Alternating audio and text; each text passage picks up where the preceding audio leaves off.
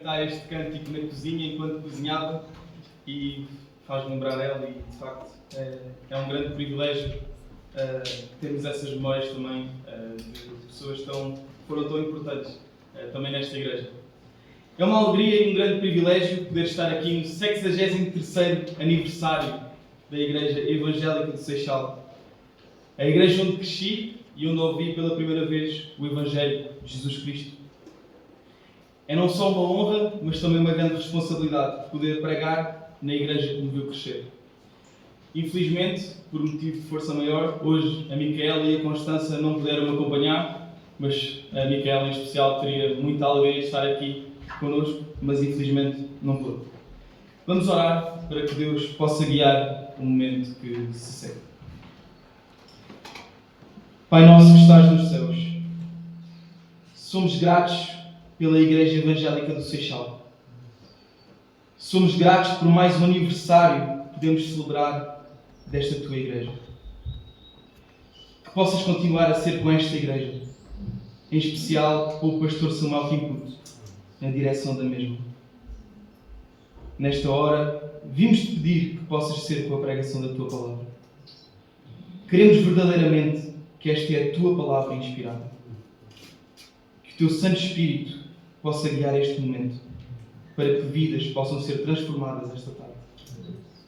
Que o teu Evangelho possa ser pregado de uma forma clara e explícita, e que hoje possa haver arrependimento neste lugar. Esta é a nossa oração, em nome de Jesus.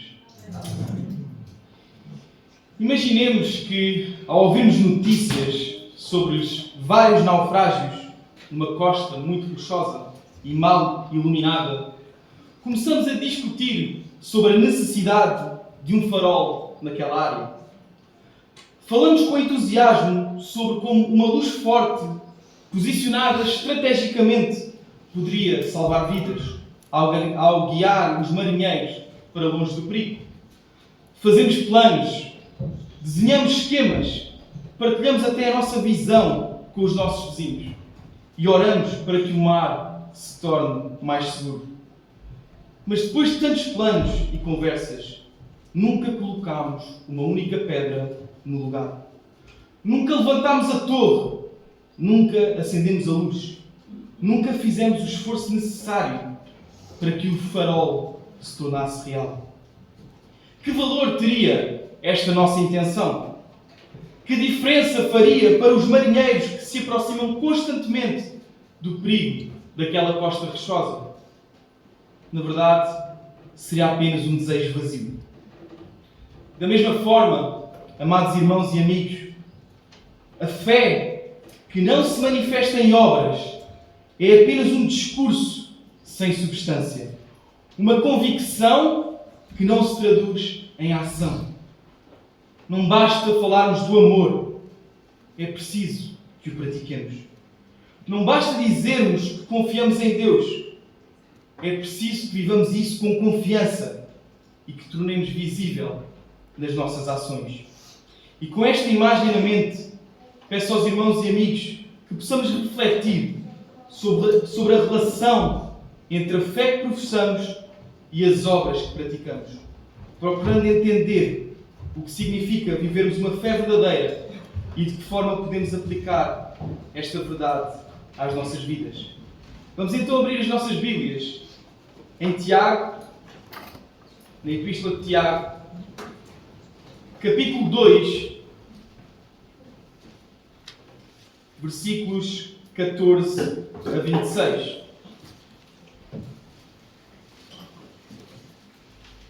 Tiago,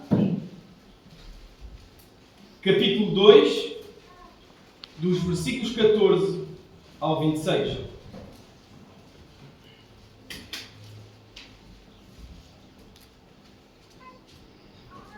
E diz assim a palavra do Senhor: Meus irmãos, que aproveita se alguém disser que tem fé e não tiver as obras?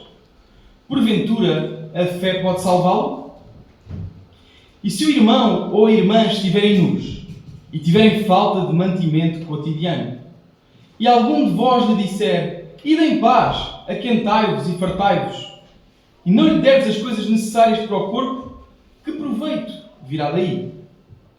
Assim também a fé, se não tiver as obras, é morta em si mesma. Mas dirá alguém: tu tens a fé e eu tenho as obras. Mostra-me a tua fé sem as tuas obras, e eu te mostrarei a minha fé pelas minhas obras. Tu crês que há um Deus? Fazes bem. Também os demónios o creem e estremecem. Mas, ó homem vão, queres tu saber que a fé sem as obras é morta? Porventura, o nosso pai Abraão não foi justificado pelas obras quando ofereceu sobre o altar o seu filho Isaque? Bem vês que a fé cooperou com as suas obras, e que pelas obras a fé foi aperfeiçoada. E cumpriu-se a Escritura que diz: e creu Abraão em Deus, e foi isso imputado como justiça, e foi chamado o amigo de Deus. Vedes então que o homem é justificado pelas obras, e não somente pela fé. E de igual modo, Raabe, a meretriz, não foi também justificada pelas obras quando recolheu os emissários e os despediu por outro caminho? Porque assim como o corpo, sem o espírito, está morto, assim também a fé, sem as obras, é morta. Na passagem imediatamente anterior, para termos algum contexto também daquilo que Tiago está a dizer, Tiago trata da imparcialidade e da misericórdia para com o próximo, como princípios essenciais para a fé cristã. Tiago repreende a prática de fazermos distinção entre ricos e pobres dentro da nossa comunidade cristã, destacando que Deus escolheu até os pobres para serem ricos na fé e herdeiros no reino. Ele condena o favoritismo, pois isso contraria a lei do amor ao próximo e torna a pessoa transgressora da lei de Deus.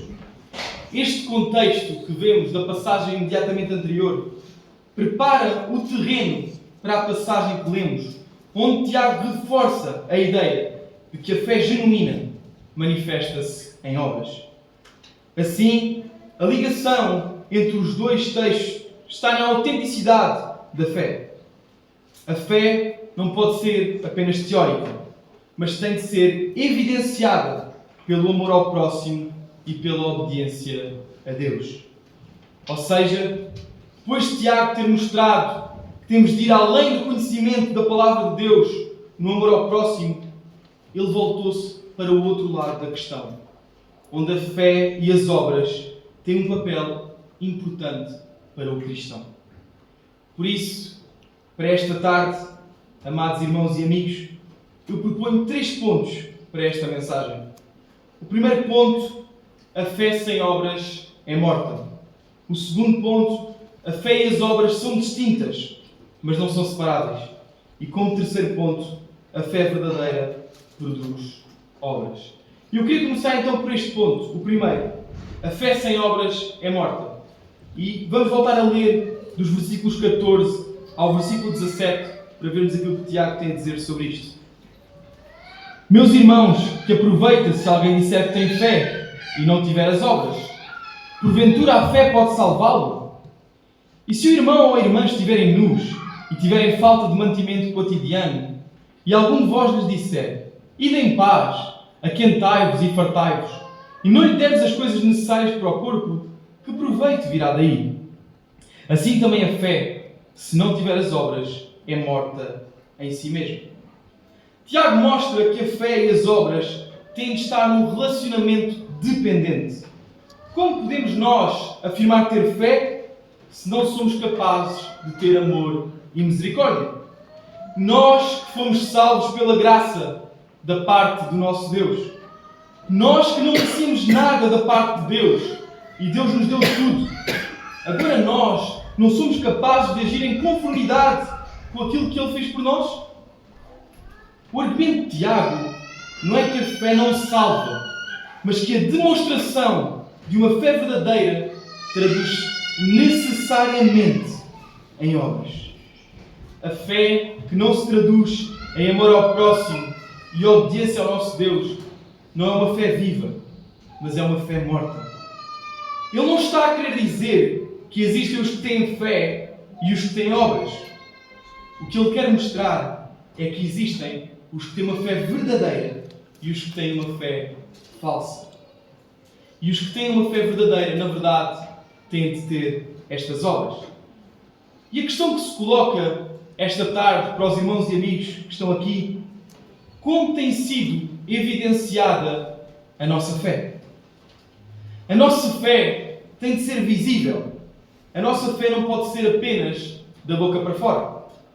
Será que a nossa fé tem resultado em amor pelo próximo?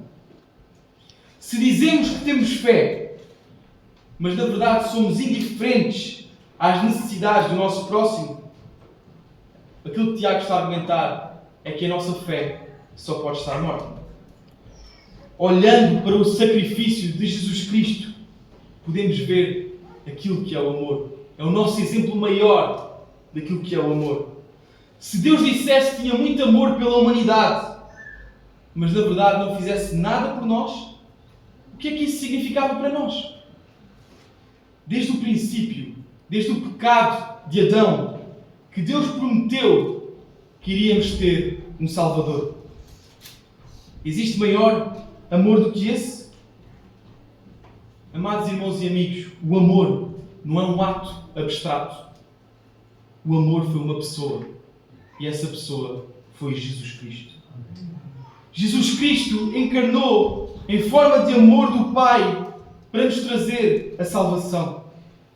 Em resposta a esse ato de amor, nós ao termos fé no seu sacrifício, só podemos responder em amor e obediência.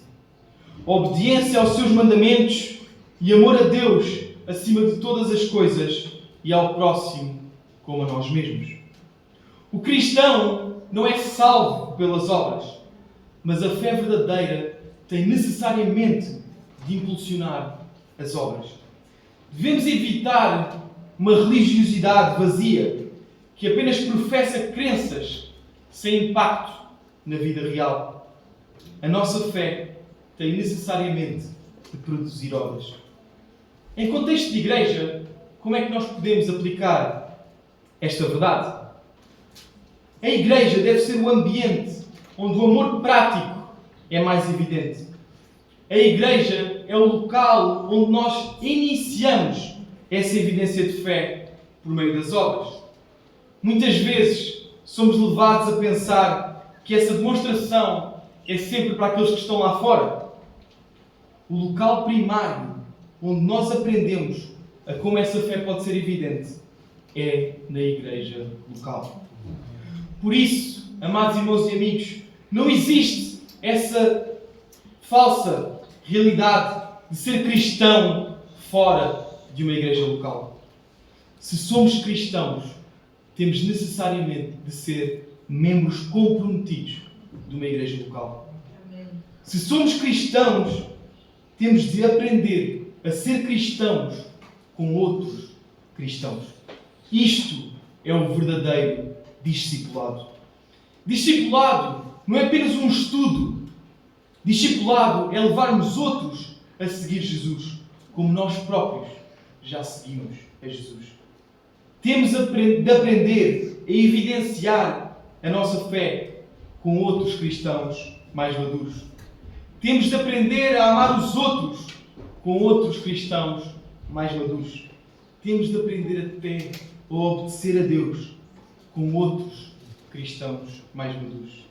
Senão, a nossa fé vai ser para sempre uma fé apenas de boca para fora e não uma fé verdadeira. Então, como primeiro ponto, tivemos a fé sem obras é morta.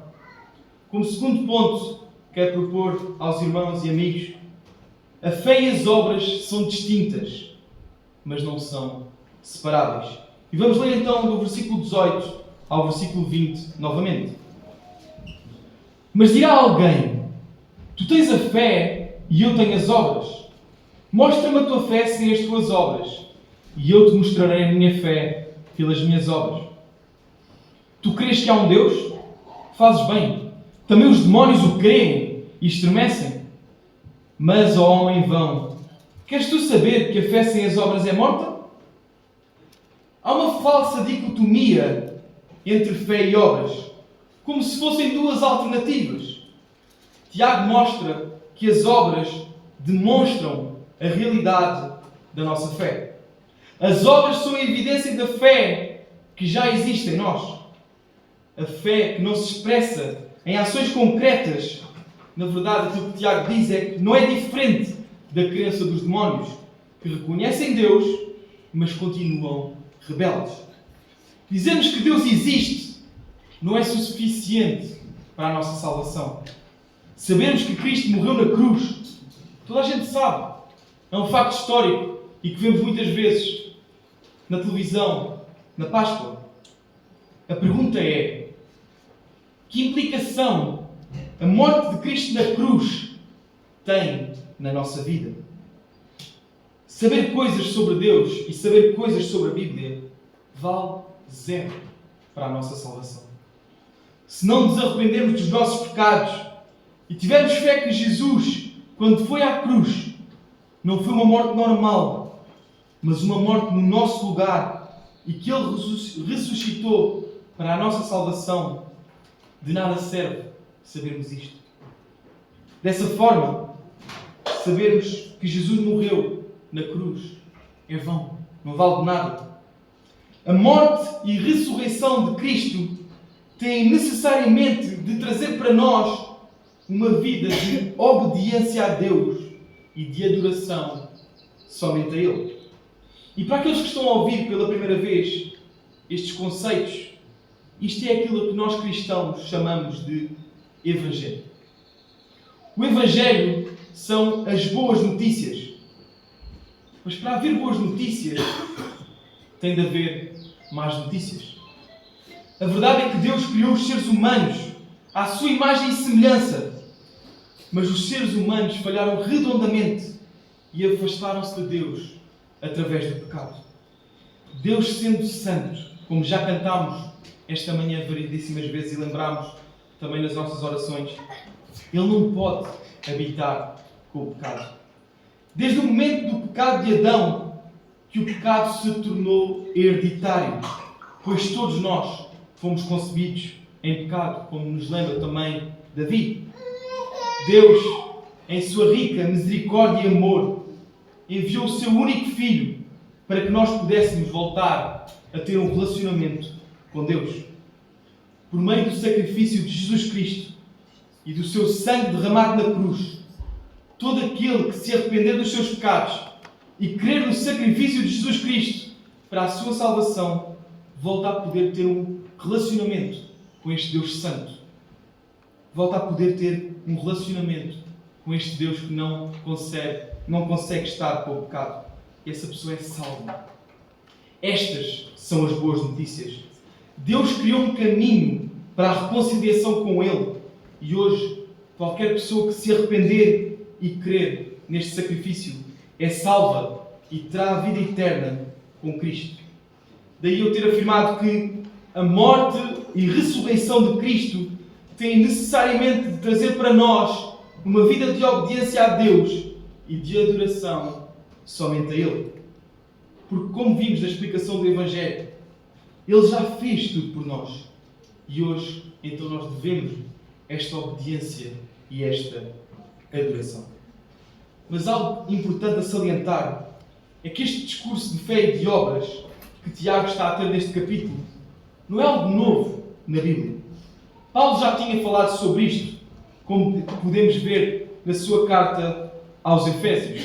Gostaria de levar os irmãos, gostaria também que não tirassem, neste caso, o dedo de Tiago, mas que pudéssemos ir até Efésios 2, do versículo 8 a 10, para vermos aquilo que Paulo também ensinou sobre este tema. Isto porque existe uma grande controvérsia, como se Tiago e Paulo não falassem das mesmas coisas. Efésios 2,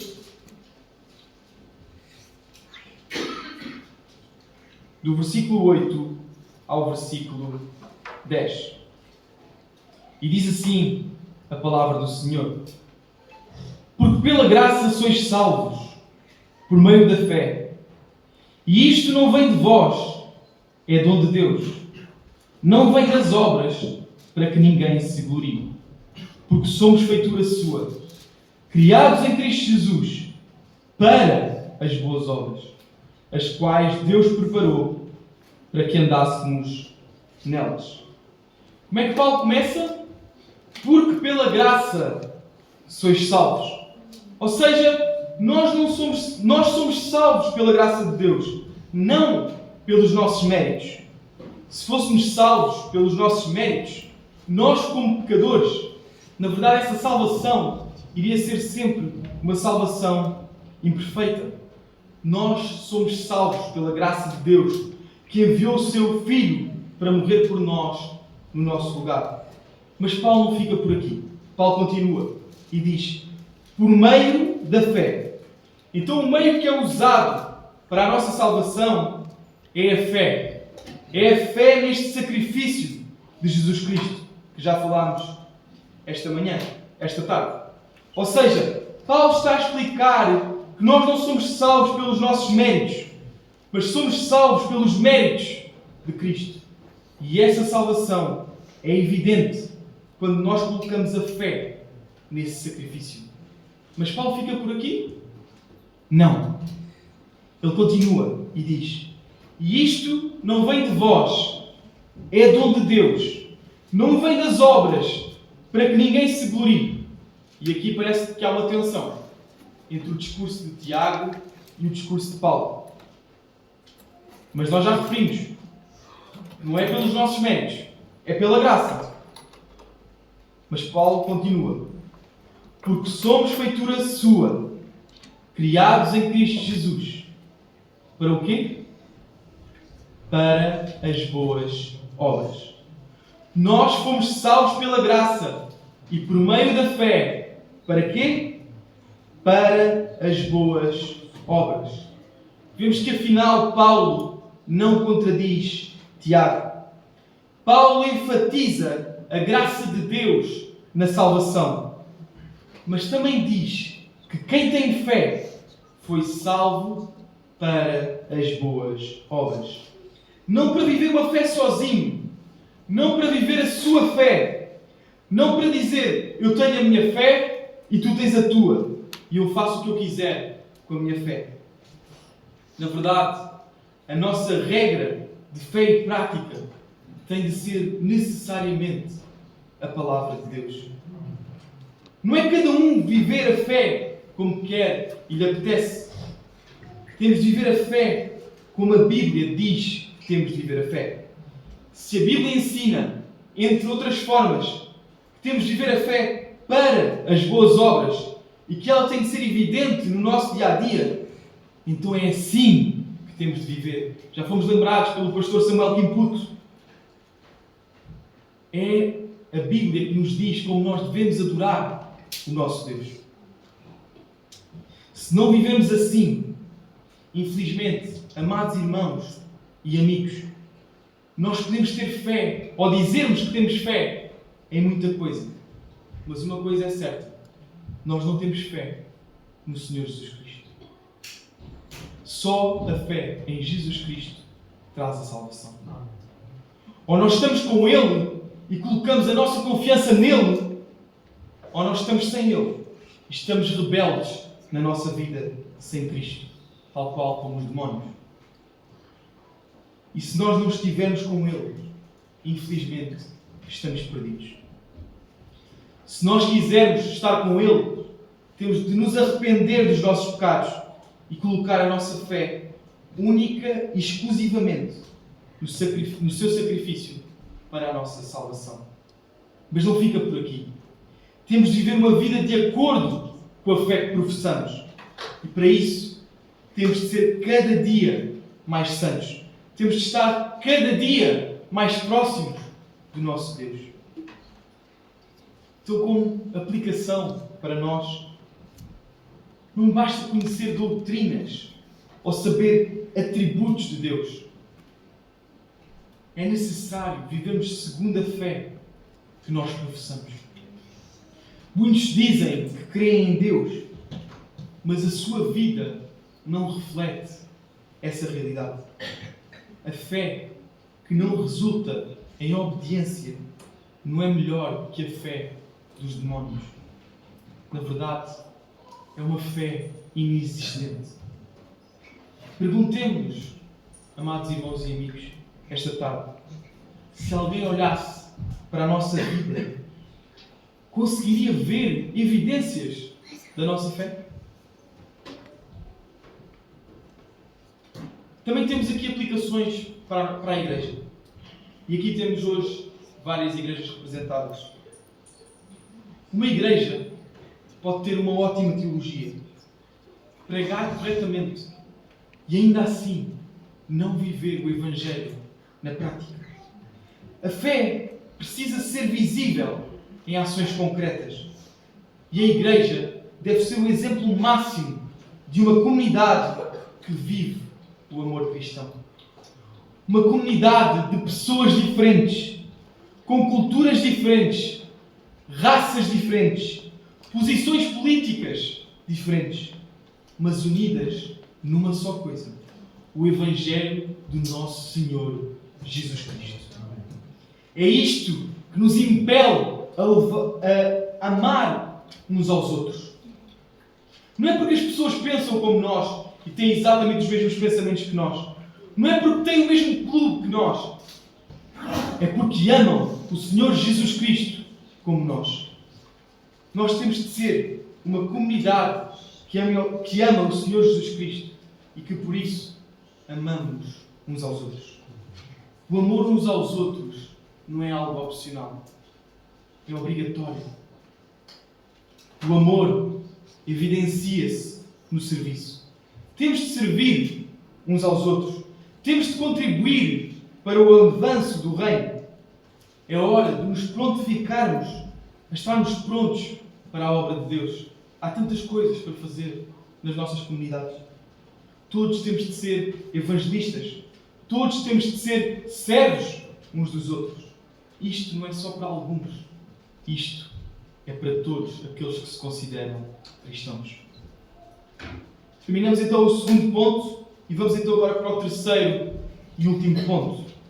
A fé verdadeira produz obras. E vamos voltar então a ler do versículo 21 ao versículo 26. Porventura, o nosso pai Abraão não foi justificado pelas obras quando ofereceu sobre o altar o seu filho Isaque? Bem vês que a fé cooperou com as suas obras e que pelas obras a fé foi aperfeiçoada.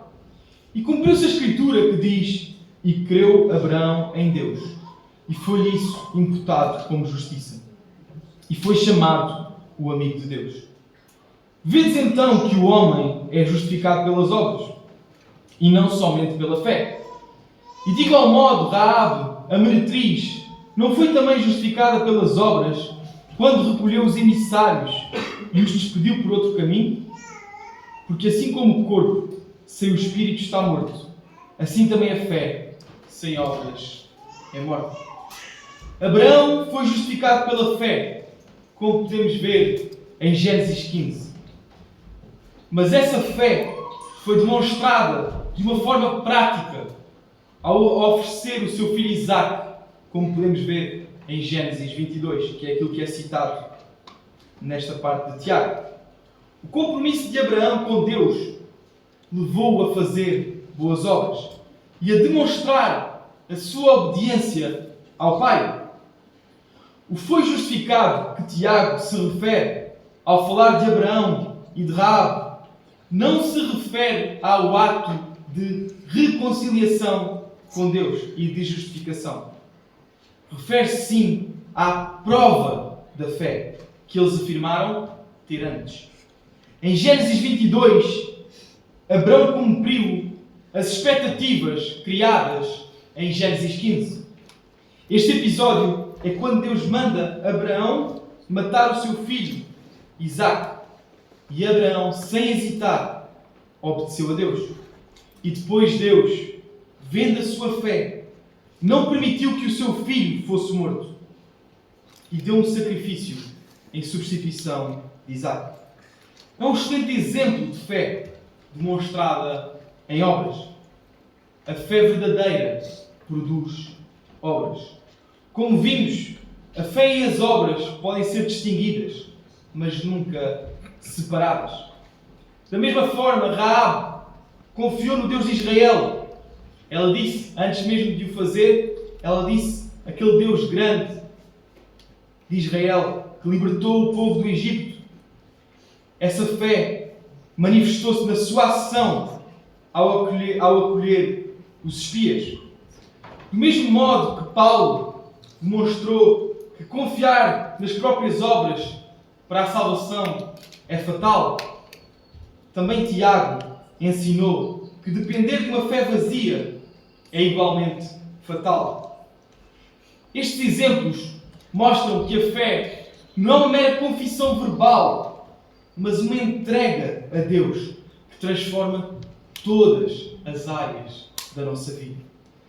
Tal como com Abraão, as ações de Raabe demonstraram a autenticidade da sua fé. A fé que ela demonstrava ter ao reconhecer o poder de Deus e do seu povo foi posta em prática no ato de ajudar os espias hebreus.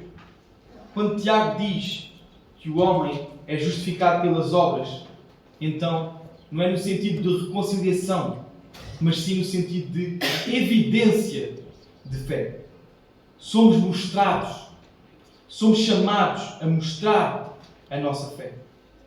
A fé verdadeira leva-nos a confiar nas promessas de Deus e a agir de acordo com essa confiança.